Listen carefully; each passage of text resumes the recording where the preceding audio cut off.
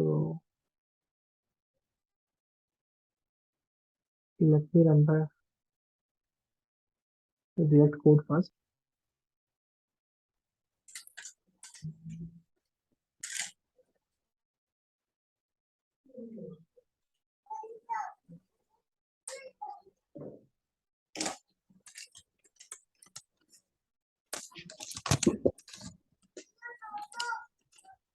Okay, so here if you will see right now our code is getting rendered. हमारे app component के अंदर हमने सिर्फ एक h1 टैग लिखा है जिसका नाम है हेलो डेव्स हैप्पी कोडिंग। ठीक है, सो ये अभी आपका यहाँ पे रेंडर हो रहा है। ठीक है, अगर आपको ये h1 है, इसके बाद आप कुछ h2 भी लिख सकते हो, राइट। आपने यहाँ पे एक h2 लिखा, स्टूडेंट नेम आर, ठीक है, मैंने लिख दिया कविता एंड पारुल। ठीक, अगर मैंने ये यहाँ पे लिखा है और मैंने अगर इसको सेव किया तो ये यहाँ पे आ रहा है। अब अगर मुझे चाहिए कि मेरे कोई कंडीशन इस पूरे फंक्शन के अंदर मैं कोई एक लॉजिक लिखूं और वो लॉजिक यस या नो हो, उसके ऊपर ही मैं इस चीज को रेंडर करूं। ठीक है, सो अगर मेरे को इस तरीके से कंडीशन लगानी है तो मैं वो कंडीशन JSX के अंदर कैसे लगाऊंगा। आपको जावास्क्रिप्ट तो पता होगा, जावास्क्रिप्ट के अंदर आप इफ एल्स लगा सकते हो, आप डिफरेंट डिफरेंट तरीके की कंडीशंस लगा सकते हो, राइट। तो आप इसके अंदर कैसे कंडीशंस लगाओगे और कैसे कंडीशंस यूज करके अ, देखोगे कि आपको क्या रेंडर कराना है। कंडीशन यस होती है, ट्रू होती है तो आपको कुछ रेंडर कराना है, और अगर नहीं होती है तो अगर आपको कुछ रेंडर कराना है वो आप कैसे कर सकते हो बेसिकली, राइट। सो वो हम देखेंगे। सो इसके लिए I jump directly to our documentation. So we will first of all see की किस तरीके से JSX के अंदर कंडीशनल रेंडरिंग हो सकती है। नाउ फर्स्ट ऑफ ऑल आपको एक कॉन्सेप्ट पता होना चाहिए कि JSX के अंदर JSX does not support if else syntax. आप JSX के अंदर डायरेक्टली इफ एल्स सिंटैक्स नहीं लिख सकते जैसे आप जावास्क्रिप्ट में लिखते हो। ठीक है, but there are different ways जो आप यूज कर सकते हो कंडीशनल रेंडरिंग के लिए। पहला जो मेथड है वो है एक टर्नरी ऑपरेटर, पता है आपको। टर्नरी ऑपरेटर होता है इस तरीके से। एक सेकंड में इसको थोड़ा सा बड़ा करता हूँ ताकि इसको रीडेबिलिटी अच्छी हो जाए। ठीक है, सो मैंने कोड भी यहीं पे लिखा हुआ है, मैं आपको ये कोड वहां पे भी दिखाऊंगा, लेकिन हम यहीं से समझ सकते हैं ये कोड क्या लिखा हुआ है। टर्नरी ऑपरेटर ये होता है बेसिकली। टर्नरी ऑपरेटर आपका वेरिएबल को कंपेयर करता है कंडीशन के साथ। अभी यहाँ पे ग्रेटर देन इक्वल टू 18 है, अगर आपका age greater than equal to 18 है तो आपका ट्रू, ये ये जो चीज है ये ट्रू है, और ट्रू है तो क्या क्या दिखाएगा, वो पहला वाला जो आपका चीज है वो दिखाएगा। अगर फॉल्स है तो आपका ये वाला जो चीज है वो ये दिखाएगा, ये रिटर्न करेगा। सो यहाँ पे H1 के अंदर अगर आपका एज 18 से ऊपर गया तो अगर मैंने ये जो भी वेरिएबल है इसकी वैल्यू अगर मैंने 19 रख दी तो आपका H1 के अंदर क्या डिस्प्ले होना चाहिए, टेक्स्ट क्या जाएगा, टेन एडल्ट। आएगा। और और अगर, हाँ, मतलब अगर मैंने 19 रखा है एज का वैल्यू, तो 19 is greater then 18, this is true, this condition is true, तो वो आ गया this guy is adult, right. और अगर मैंने इसका कंडीशन छोटा रखा, अगर ये एज मैंने 15 रखी तो वो क्या बोलेगा, टीनेजर, राइट, ऐसा। सो इसको हम अभी कोड में देखते हैं। तो कोड में देखने के लिए which component I have used for this conditional rendering दिखा है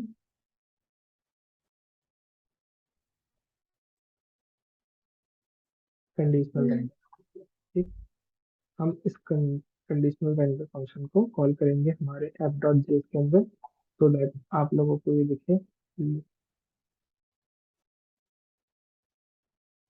है,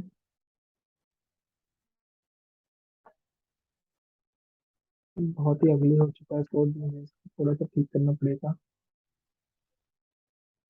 और ये जो मैंने अभी आपको यहाँ दिखाया था, इसको मैं भी हटा दूंगा। ठीक। तो अभी मेरे पूरे ऐप के अंदर सिर्फ एक कंपोनेंट रेंडर हो रहा है जिसका नाम है कंडीशनल रेंडर, और मैंने इसको सेव कर दिया है। Show me some code here. तो इस बॉक्स के अंदर आपको जो दिख रहा है वो आपका कंपोनेंट है कंडीशनल रेंडर। हम इस कोड के अंदर जाके देखते हैं कि क्या लिखा है। तो पहली चीज क्या लिखी है यहाँ पे, हमने एक क्लास कंपोनेंट बना रखा है। यहाँ पे कंस्ट्रक्टर है, सुपर है, रेंडर है, और आपका रेंडर के लिए रेंडर के अंदर रिटर्न स्टेटमेंट है। इसके अंदर आप बाकी सब कुछ कोड भूल जाओ। ये वाला जो H1 है, लर्निंग कंडीशन JSX, ये तो स्टैटिक चीज है जो कि आपको यहाँ दिख रही है ऊपर, राइट। उसके बाद आपका पहला चीज क्या दिख रहा है आपको, ये पहला चीज आपको दिख रहा है using ternary operator in return, जो हम अभी सीख रहे हैं, using ternary operator in return. उसके बाद कोलन तक ये एक स्टैटिक चीज लिखी हुई है H2 के अंदर, और H2 के अंदर फिर हमने ये यहाँ पे करली ब्रैकेट लगाए हैं, जो कि जावा स्क्रिप्ट हम यूज कर सकते हैं इसके अंदर, राइट। हमने यहाँ पे ये जो एज करके जो हमारा एक वेरिएबल डिफाइन कर रखा है ऊपर, उसको हम कंपेयर कर रहे हैं 18 से, और हम रिटर्न कर रहे हैं ये या फिर टीनेजर, बेस्ड ऑन की एज कितनी हम डालते हैं। ठीक है। अब अगर मैं इसकी एज यहाँ पे 15 डालता हूँ, और अगर मैं सेव करता हूँ इसको कोड को, तो आपका ये जो चीज है ये क्या रिटर्न करेगी आपको। अगर मैंने एज 15 डाली तो क्या रिटर्न करेगी ये, आपका क्या डिस्प्ले होना चाहिए वहां पे, using ternary operator in return colon, आगे क्या लिखा हुआ होना चाहिए।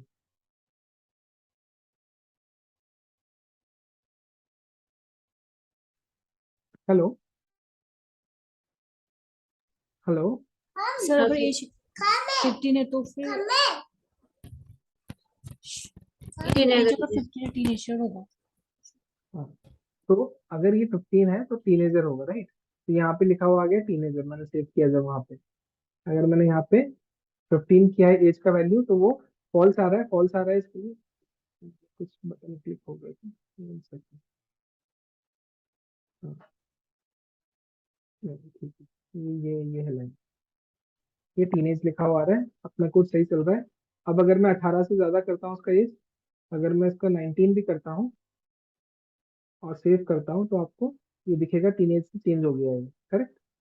So one way of using और हैविंग कंडीशनल रेंडरिंग, आपका जो भी कंपोनेंट है उसके अंदर अगर कंडीशनल रेंडरिंग है, तो उसके लिए हम यूज कर सकते हैं ternary operator. Now going to the second method. Second method है an if statement outside a JSX element। so आप JSX element, अभी एक second, let's see the code.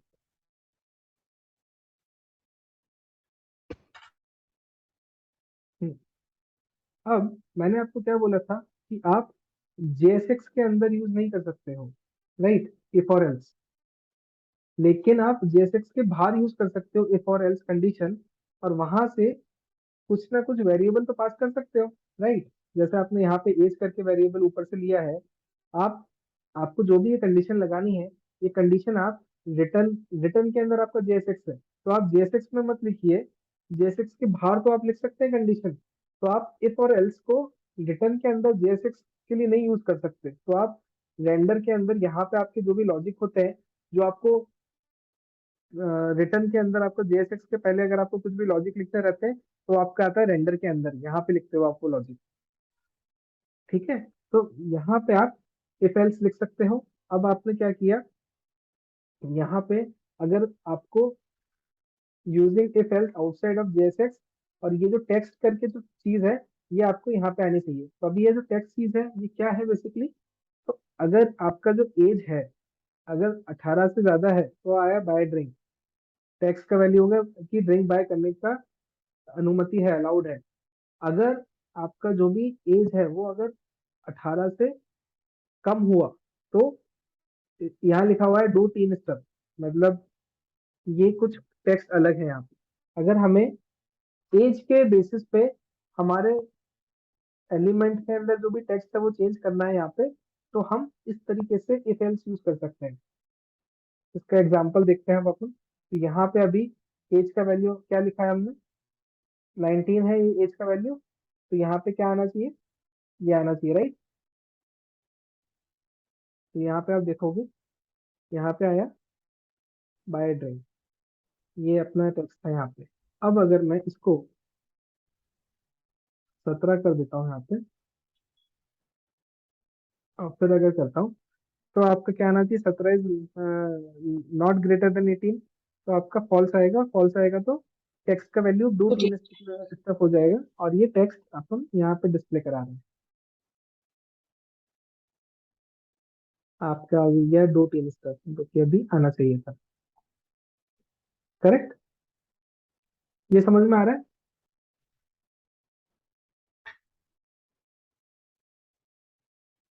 अब हम जाते हैं नेक्स्ट पॉइंट पे। वो है कि अगर आपको अ, जो तीसरा तरीका होता है वो होता है एंड एंड ऑपरेटर यूज करना। आपने एंड एंड ऑपरेटर पता है आपको जावास्क्रिप्ट में क्या होता है? बस दोनों हाँ। कंडीशन ट्रू होनी चाहिए, तो भी यस, मतलब हाँ। Correct correct. आपका जो भी एंड एंड है, इसका मतलब पहला कंडीशन और दूसरा कंडीशन आपका ट्रू होना चाहिए। एंड, आपने बुलियन के अंदर आपने पढ़ा होगा ना, एंड क्या होता है, एंड और, राइट। तो वही है ये। पारुल, आपने यूज किया है क्या एंड एंड ऑपरेटर पहले? बहुत ही यस सर। सिंपल चीज है ये। ठीक है। सो अभी एंड एंड ऑपरेटर हम कैसे यूज करेंगे, तो मैंने यहाँ पे जो कोड आपको एक्सप्लेन करने के लिए लिखा है, उसमें सिर्फ ये लिखा है। ये तो डिव है अपना नॉर्मल, जिसके अंदर मैंने ये कोड को डाला है। H2 के अंदर मैंने यहाँ पे डाला है एंड एंड ऑपरेटर को कैसे यूज करेंगे हम वो, इसके अंदर डाला है मैंने हियर। अब ये जो भी है यहाँ पे पढ़ते हैं हम। Here and and operator is used, so will renders an empty div if length is 0. Here and an operator is not used, will just show empty string variable। ठीक है। अभी मैंने ये क्यों लिखा है मैं आपको बताता हूँ, लेकिन इन दी एंड ये जो पूरा लाइन है, you have zero unread messages, इस चीज को मैं कंडीशनल रेंडरिंग लगाना चाहता हूँ इसके ऊपर। ठीक है। अब वो देखो मैं कैसे लगा रखी है। ये जो आपका H2 है, सॉरी,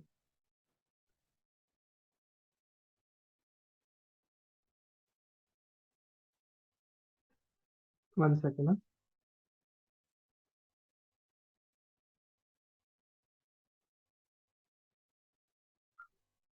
ठीक है। सबसे पहले आपको ये ऊपर इस चीज को एक्सप्लेन करने के लिए मैंने यहाँ पे एक एरर बनाया हुआ है। एरर मतलब कि अनरीड मैसेजेस करके मैंने अभी एक एरे बना रखा है यहाँ पे। इसके अंदर क्या मैं करने का ट्राई कर रहा हूँ बेसिकली इज कि आपका जो भी, अगर length is equal to 0, dot length, okay,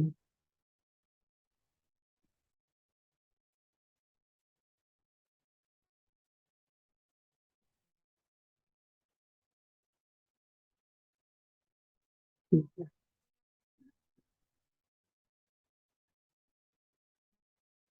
ठीक है, आपको मैं पहले कोड कैसे चलेगा बिना एंड एंड के मैं पहले वो दिखाता हूँ। ठीक है।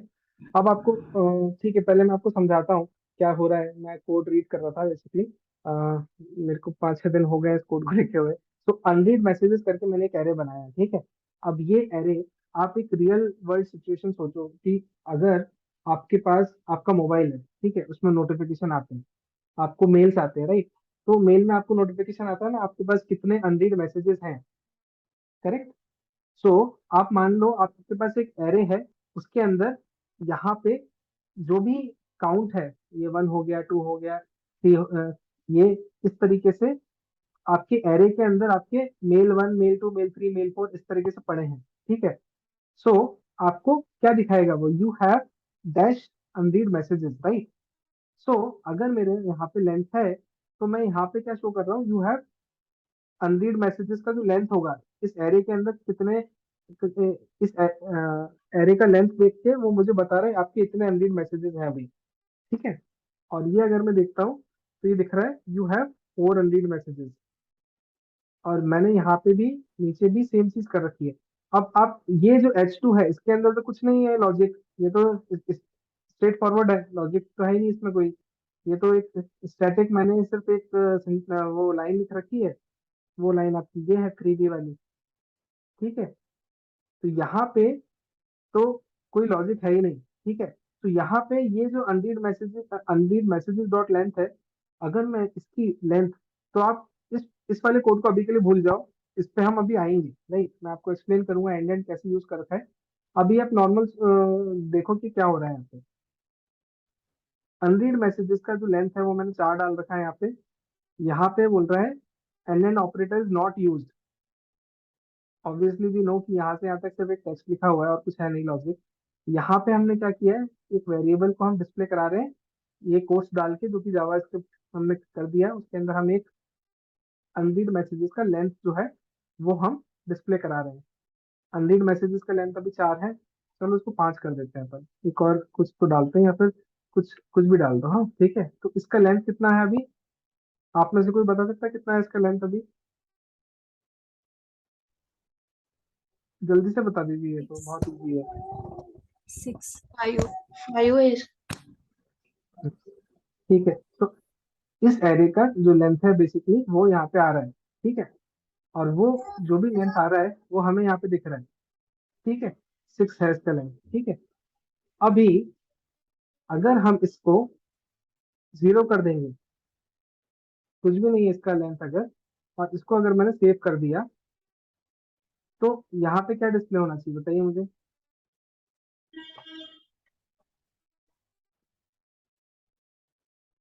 ये तो बहुत इजी है, बताइए क्या क्या होगा डिस्प्ले अगर ऊपर अगर मैंने यहाँ पे, अभी कितनी कर दी मैंने लेंथ इसकी? 0 है ये then हाँ 0 लेंथ कर दी ना मैंने इसकी, मैंने एक भी एलिमेंट नहीं डाला तो 0 हुई लेंथ। तो यहाँ पे क्या डिस्प्ले होगा, ये पूरी लाइन जो मुझे वहां दिखने वाली है वो मेरे को रीड करके बताइए क्या होगा line. You have 0 unread messages, बस। ये ये समझ में आ रहा है ना आपको? ये तो इजी है बहुत। मैंने क्या किया, मैंने एरे का लेंथ 0 कर दिया, मैंने अनरीड मैसेजेस जो एरे है उसका मैंने डॉट लेंथ किया, तो यू हैव 0 अनरीड मैसेजेस ये लिखा हुआ आ रहा है, ठीक है। इसमें तो कुछ है ही नहीं लॉजिक, ये तो नॉर्मल हमने जो आप मतलब, इसमें तो कुछ लॉजिक नहीं है इतना, ये तो बस डायरेक्टली हमने जो एरे मेथड होता है उसके अंदर जो लेंथ मेथड होता है एरे का, वो यूज करके उसका लेंथ देख के यहाँ डिस्प्ले कर दी लेंथ जो भी है, ठीक है। अब हम जाते हैं कि कंडीशनल रेंडरिंग कैसे और क्यों। अब सोचो, आपका बॉस है, आपके बॉस ने बोला कि अ, पारुल, आप जो भी कोड लिख रहे हो कि किसी कंपनी के लिए, एक मोबाइल कंपनी के लिए अगर आप कोड लिख रहे हो, अब वो मोबाइल के अंदर आपको ऊपर लिखा हुआ आ रहा है यू हैव 500 मैसेजेस, ठीक है। वो तो ठीक है, लेकिन जब आपको 0 मैसेजेस दिख रहे हैं तो आपको नहीं दिखाना चाहिए ना यू हैव 0 अनरीड मैसेजेस, आपको दिखाना ही नहीं चाहिए कुछ भी, राइट। तो वो आपको बोल रहे हैं कि पारुल, जब ये 0 होगा ना, जब आपके मैसेजेस जो अनरीड मैसेजेस 0 है, तो ये पूरी लाइन दिखाओ मत। तो आप क्या करोगे उसके लिए, basically and and operator use होगा, ठीक है। अब एंड एंड ऑपरेटर में मैं क्या बोल रहा हूँ कि अनरीड मैसेजेस डॉट लेंथ, अगर अनरीड मैसेजेस ये जो है इसका अगर लेंथ 0 से ज्यादा है, ठीक है, और एंड करके मैंने यहाँ पे अपना जो भी मुझे रेंडर करना है, कंपोनेंट हो सकता है अपना खुद का, या फिर इस केस में मैंने एक H2 करके एक हेडिंग डाल रखी है, और उस हेडिंग के अंदर मैंने ये डाल दिया है। अब अगर ये चीज फॉल्स है, अगर ये चीज फॉल्स है तो ये चीज कभी रेंडर नहीं होगी, ये चीज कभी रेंडर नहीं होगी, या ये चीज कभी कभी एग्जीक्यूट नहीं होगी, अगर ये वाली चीज आपकी, इस चीज की वैल्यू फॉल्स है तो, ठीक है। सो अगर आपका लेंथ का वैल्यू, हम कुछ तो डालते हैं अभी के लिए, ठीक है, अभी का हमने कुछ तो ये वैल्यू डाल दिया, 2354, कुछ तो एरे में लेंथ डाल दिया। तो अभी इस का वैल्यू हो गया ट्रू, एंड और इसके अंदर जो भी है अभी वो दिखेगा बेसिकली, राइट। यू हैव, अभी कितना आएगा, एक ट्रू, ये लेंथ का वैल्यू कितना है अभी, 0 2354 डाला है मैंने ऊपर। ओके। ठीक है, तो ये वाला अपना हेडिंग देखेंगे अब हम।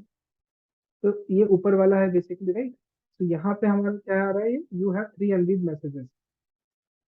ठीक है, तो ये आपका यहाँ पे दिख रहा है, करेक्ट। ये एंड एक अब तरह से इफ कंडीशन की तरह काम कर रहे हैं।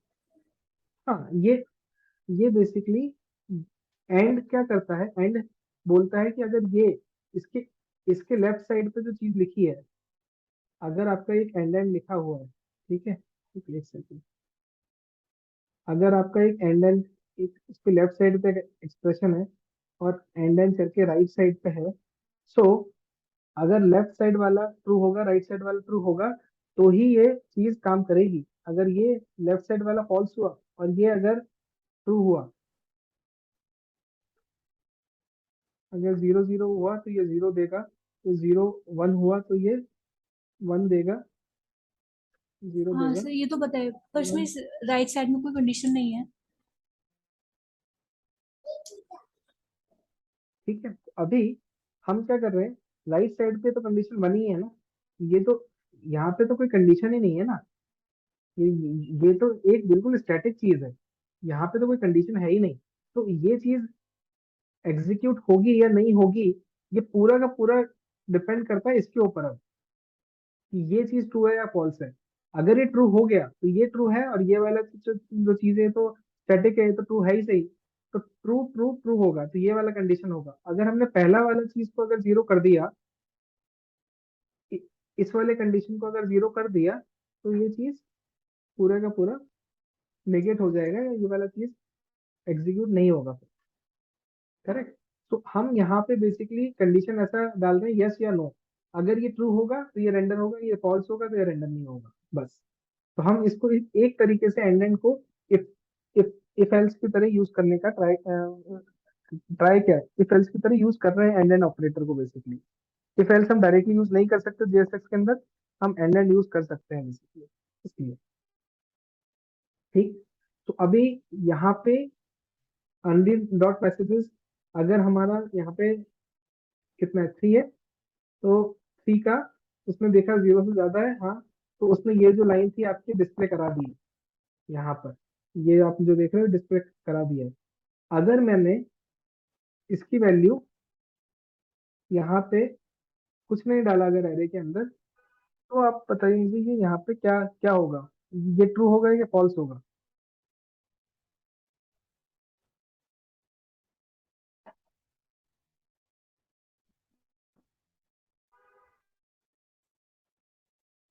कुछ तो बोलिए, आप कैसे सोच रहे हो ये बताइए, या तो आपका unread messages dot length is greater then 0, ये आपका ट्रू ट्रू है ये कंडीशन, या फॉल्स है ये कंडीशन।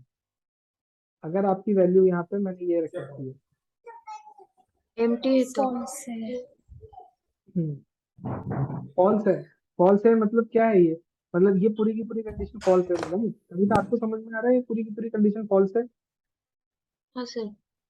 क्योंकि आपकी लेंथ जो है अनरीड मैसेजेस की वो 0 है, और 0 ये ग्रेटर देन नहीं है ना, इससे नहीं। 0 से ग्रेटर देन होने के लिए क्या चाहिए आपको, 1 1 चाहिए ना, वैल्यू 1 नहीं है ना उसकी हाँ। वैल्यू, 0 है। हाँ। तो ये आपका पूरा का पूरा कंडीशन फॉल्स हो गया। अब अगर ये पूरा का पूरा कंडीशन फॉल्स है, तो आपका ये पूरा H2 का H2 ही नहीं दिखेगा, आप अंडरस्टूड। या अब मैं इसको रन करके दिखाता हूँ आपको। यहाँ पे रन करके हमने देखा, तो ये 3A वाला जो अपना एग्जाम्पल था उसके अंदर जो वो दिखा रहा था, यू हैव 0 अनरीड मैसेजेस, वो यहाँ पे नहीं दिखा रहा आपको। आपको समझ में आया कि हमने यहाँ पे सिर्फ अनरीड मैसेजेस जो था यहाँ पे वो दिखा रहा है, यू हैव 0 अनरीड मैसेजेस, लेकिन यहाँ पे वो पूरी की पूरी इस लाइन को ही, ये पूरे के पूरे H2 को ही नहीं दिखा रहा है, क्योंकि हमने एंड एंड ऑपरेटर यूज किया है यहाँ पे। अंडरस्टूड? Yes, sir. तो ये ही कॉन्सेप्ट है बेसिकली। तो ये आप रिलेट कर सकते हो, अभी जो मैंने एग्जांपल दिया है कि अगर आपके मोबाइल के अंदर जीरो मैसेजेस, अगर अनरीड मैसेजेस है, तो वो आपको ऐसा मैसेज नहीं दिखाना चाहिए कि you have zero unread messages. आपके लिए कोई वैल्यू नहीं है ना उसकी, राइट? आपको वो कब दिखाएगा? जब कोई भी एटलीस्ट एक भी मैसेज होगा, तब अगर वो आपको दिखाए या you have one unread messages, तो वैल्यू है। अगर आपने यहाँ पे जीरो कर दिया, तो उसके लिए तो आपको कुछ नहीं दिखाना चाहिए ना। तो वो यहाँ पे कुछ नहीं दिखा रहा आपको 3A वाले एग्जाम्पल के अंदर, करेक्ट? ये 3A एग्जाम्पल है, इसके अंदर वो आपको कुछ भी नहीं दिखाते।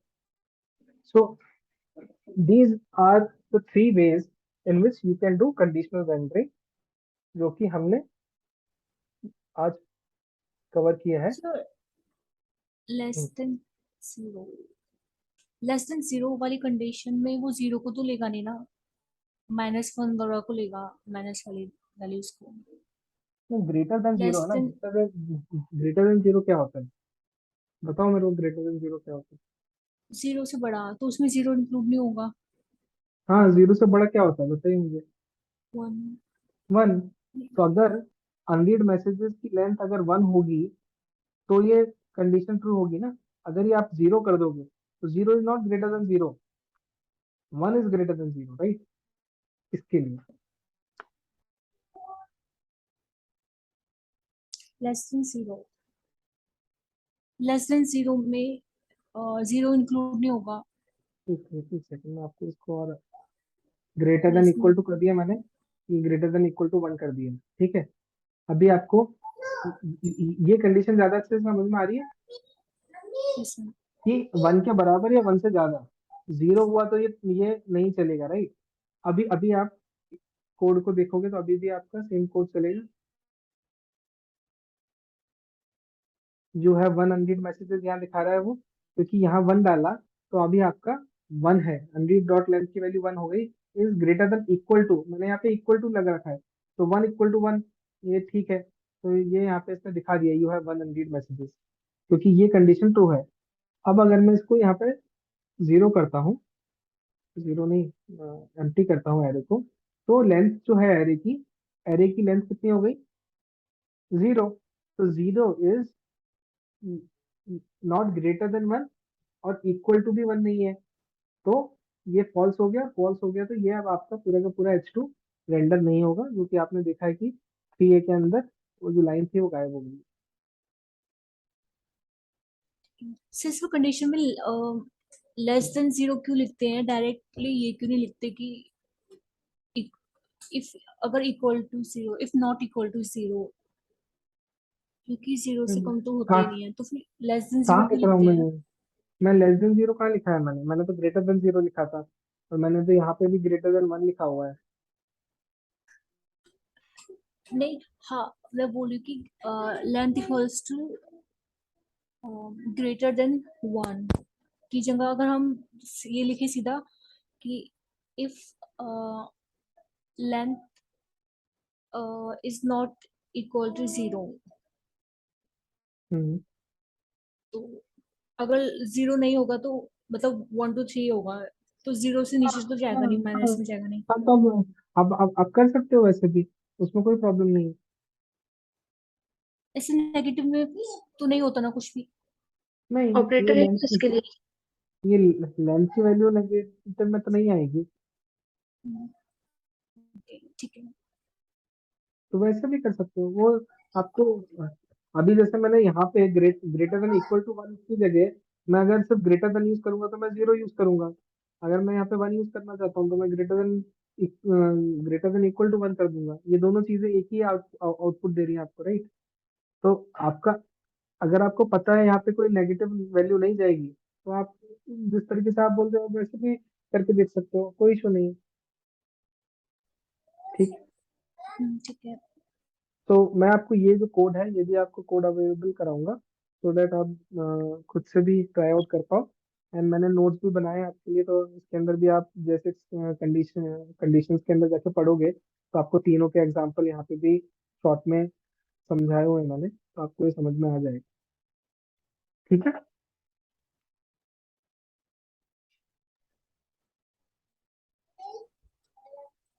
हेलो। हाँ सर। हाँ, 1 सेकेंड।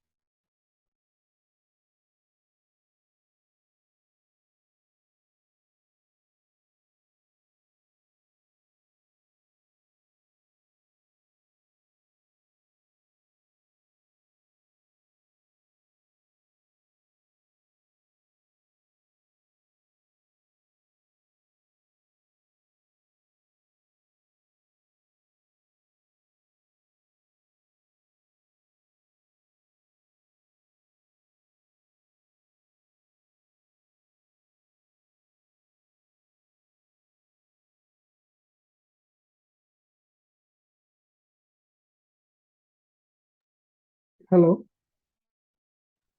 या Yeah, so I think today we have covered this whole topic. I think this is fine for now. I want you to go through it. I will also share you the notes as well as the code. So you go through it. First of all, I will share the video. So you go through it again. Try to write your own code. Try to see कि आप किस किस चीज़ पे condition लगा सकते हो. Condition can not only be put on the element which is the text which is going inside the element, but you can also have, say, some class name here, right? You can have some class name here, and you can have some value to this class name coming from a variable, correct? So आप आपके जो attributes हैं H1 H2 के या components के जो attributes हैं उनको भी आप यहाँ पे कंडीशंस लगा सकते हो उस पे. तो आपका जो भी स्टाइलिंग है उसको भी आप मॉडिफाई कर सकते हो by using these conditional statements. Plus you can also have these conditional statement to see कि आपको कौन सा कंपोनेंट रेंडर करना है और कौन सा कंपोनेंट रेंडर नहीं करना है, राइट? तो I hope this is clear. Once you will try it out that will be even more clear to you. इसमें कोई डाउट है तो you can ask me right now.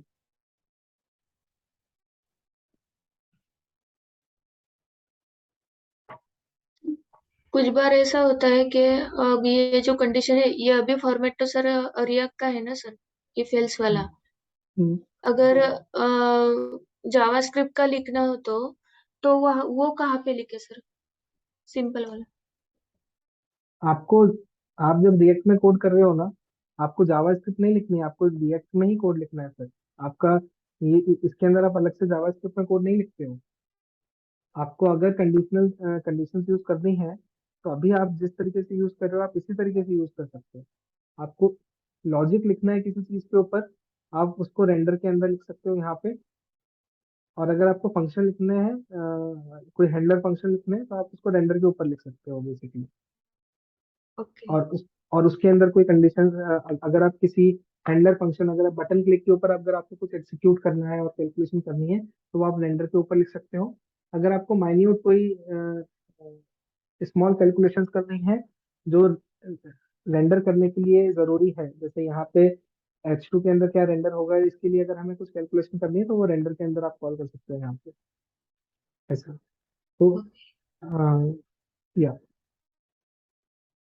आपका कोई अलग से जेएस फाइल, जावास्क्रिप्ट का अलग से कोई फाइल नहीं होगा जिसके अंदर आप जावास्क्रिप्ट के अंदर कोड लिख रहे हो, राइट? आप जब भी रिएक्ट के अंदर काम कर रहे हो तो आप रिएक्ट के अंदर कंपोनेंट ही बनाओगे. आपका एक मेन कंपोनेंट है ऐप, उसके अंदर आपने बाकी सारे कंपोनेंट बना रखे हैं, उसके अंदर एक के अंदर एक कंपोनेंट हो सकता है. That is the whole structure of React, right? तो ऐसा नहीं है कि आप रिएक्ट के अंदर कोड कर रहे हो तो आप वैनिला जावास्क्रिप्ट पे भी साथ में काम करते हो. आप आपके अभी लेवल पे जो भी प्रोजेक्ट्स होंगे उसके अंदर हम वैसा नहीं करेंगे कभी. तो ये हम्म? कंडीशन सिर्फ इतनी ही है सर या और है सर इसमें, रिएक्ट में और भी कंडीशन है? ये कंडीशन है ये JSX के अंदर आपको कंडीशन कैसे यूज करना है। अगर आपको जावा स्क्रिप्ट के अंदर जो भी कंडीशन है वो अगर आपको किसी फंक्शन में यूज करना है तो वो आप यहाँ पे तो यूज कर ही सकते हो ना। यहाँ पे यहाँ पे जो भी आप कोड लिख रहे हो, यहाँ पे अगर आपने फंक्शन लिखा है वेंडर के ऊपर जो JSX में नहीं है, तो यहाँ पे तो आप अपनी जो भी कंडीशन लिखना चाहते हो वो लिख ही सकते हो ना, वो आपको थोड़ी किसी ने मना किया है। ओके। जो मैंने कल आपको एक हैंडलर फंक्शन लिख के दिखाया था, एक बटन क्लिक के ऊपर अपन एक इंक्रीमेंट कर रहे हैं, +1 कर रहे हैं। अब मैं +1 करूं या मल्टीप्लिकेशन करूं या फिर आपकी कोई कंडीशन लगा दूं इफ एल्स करके फिर कुछ डिसीजन लो, वो सारी चीजें आप ऊपर तो कर ही सकते हो। आपको JSX के अंदर कंडीशन बताई है मैंने आज कि रिटर्न स्टेटमेंट के अंदर आपको जो डिस्प्ले कराना है इसके अंदर अगर आपको कंडीशन लगानी है तो आपके पास क्या तरीके हैं। रेंडर में या अगर इस आपको यहाँ पे ये एज है, इस एज के ऊपर अगर आपको कुछ करना है तो यहाँ पे अगर आप कोई आप हैंडलर फंक्शन को अगर आप एग्जीक्यूट कर रहे हो उसके अंदर आपको इस एज को करना है कि as multiplied by some 2500 something something, वो सब यहाँ पे तो आप कर ही सकते हो ना। कुछ भी जो भी कंडीशन लगानी है वो सब उस हैंडलर फंक्शन में जो भी लिखना चाहते हो वो तो आप कर ही सकते हो, इसमें कोई इशू नहीं। ठीक है, तो I think we are done with the class. आज अभी एक ही मिनट बाकी है तो the call will get disconnected. So I think the class is over for today. My so with this हमने JSX पूरा कंप्लीट कर लिया है हमारा। In the next class I will go ahead and we will learn states के जो remaining topics हैं वो हम कवर करेंगे। मैं आपके लिए